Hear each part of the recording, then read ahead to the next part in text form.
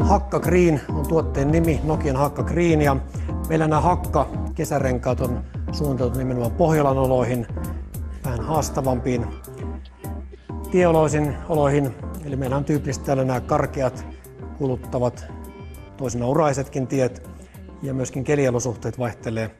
Tosiaan turvallisuus on tietysti aina lähtökohta renkaiden kehittämisessä. Kestävyys ja ympäristöystävällisyys. Kulutuspintaseos on hyvin keskeinen asia niin kesä- kuin talvirenkaissa, ja me ollaan jälleen kehitetty täysin uusi sekoitus tämän Hakka Greenin, ja tämän sekoituksen nimi on Hakka Green Silica. Ja useita erilaisia raaka-ainevaihtoehtoja tutkittiin ja päädyttiin kotimaiseen mäntyöljyyn, eli me tuotiin tähän uutena tehoaineena mäntyöljysekoitukseen, ja voisi sanoa, mäntyöljy ikään kuin voitelee niitä molekyylejä siellä kumimatriisissa, eli se vähentää renkaan sisäistä lämmönkehitystä. Toinen keskittymiskohde tässä Hakka Greenin kehitystyössä oli vesiliirto. Voisi sanoa, että vesiliirto on vähän tämmöinen tieteellisempi, perusteellisempi lähestymiskulma. Meillä on tämmöinen suurnopeuskuvaus ollut jonkun aikaa käytössä, ja siihen kehitettiin jo hyvin älykkäitä ohjelmistoja.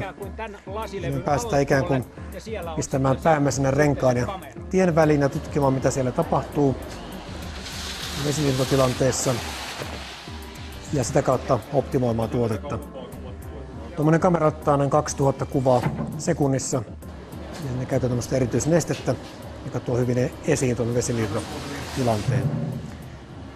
Ja yksi ratkaisu, mikä me on toteutettu, on tämmöinen avarrettu tämän uran suun muoto, joka parantaa veden poistumista. Ja sitten se on myös toinen hyvin kiinnostava vesiliirtoinnovaatio. Eli tuohon olkapäälle on muotoiltu tämmöiset niin sanotut venturiurat. Muistatte ehkä Hakkapeliittä 7 me haettiin vähän urheilumaailmasta inspiraatiota siihen, ja jälleen on haettu yksi ratkaisu tuolta urheilumaailmasta. Kuten varmaan tiedätte, niin golfpalloissahan on tämmöiset pienet kolot.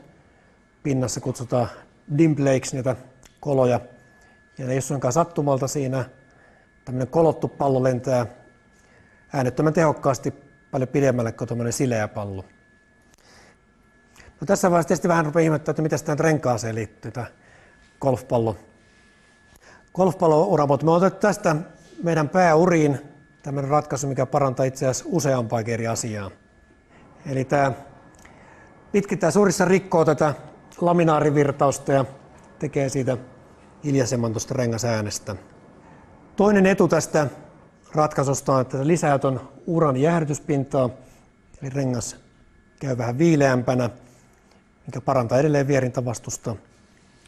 Ja tosiaan sitten voisi olla sellainen hyvin marginaalinen, mutta pieni hyöty myös, että tämän renkaan ilmanvastus myös paranee. Renkaan osuus auton vierintävastuksesta on noin 4,5%. Ja niilläkin on oma merkityksensä tähän ajovastuksiin.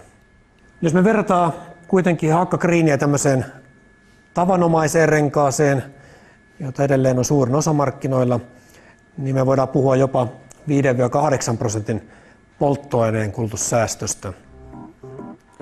Yksittäisen autoilijan kannalta keskivertoautoilija 16 500 kilometriä tällä hetkellä, ja siitä noin 10 tonni on kesärenkaalla ajoa, eli 60%. Se tarkoittaa noin 41 litran polttoaineen kulutussäästöä per kesä. Ja sitten hiilidioksidipäästös on yllättävän suuri, on 106 kiloa. Eli on aika rotevan miehen verran vähemmän tulee hiilidioksidia yhden kesän aikana.